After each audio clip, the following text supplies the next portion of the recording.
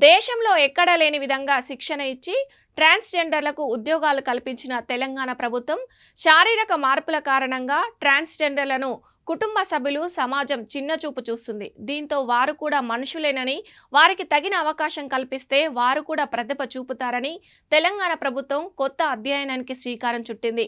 దేశంలో ఎక్కడా లేని విధంగా ట్రాన్స్‌జెండర్లకు శిక్షణ ఇచ్చి ఉద్యోగాలు కల్పించామని, అంకిత భావంతో పనిచేస్తే రానున్న రోజుల్లో ఇతర శాఖల్లో ఉద్యోగాలు ఇచ్చే అవకాశం ఉంటుందని సిపి ఆనంద్ అన్నారు. ఈ ప్రయోగం విజయవంతమైతే దేశంలోని వివిధ రాష్ట్రాలు కూడా ట్రాన్స్‌జెండర్లకు ఉద్యోగాలు ఇస్తాయని చెప్తున్నారు. ఇప్పటి వరకు ట్రాన్స్‌జెండర్లను పెళ్లిళ్లలో, దుకాణాల వద్ద డబ్బులు డిమాండ్ చేయడం, వ్యభిచారం చేయడం గమనించామని, వారికి సరైన అవకాశాలు లేకపోవడం వల్లే ఇలాంటి పరిస్థితి వచ్చిందన్నారు. గౌరవప్రదంగా సంపాదించుకునే అవకాశం కల్పిస్తే వారు మారుతారని భావించిన సీఎం రేవంత్ రెడ్డి సంచలన నిర్ణయం తీసుకున్నారు. సమాజంలో వారు గౌరవప్రదంగా జీవించే విధంగా ప్రత్యేకంగా జీవో తెచ్చారని సిపి అన్నారు. ముందుగా ట్రాఫిక్ విభాగంలో హోంగార్డు స్థాయిలో వీరి సేవలను వినియోగించుకుంటున్నామని చెప్పిన సిపి ఆనంద్, శిక్షణ పూర్తి చేసుకున్న ట్రాన్స్‌జెండర్లను విధులు కేటాయించినట్లు తెలిపారు.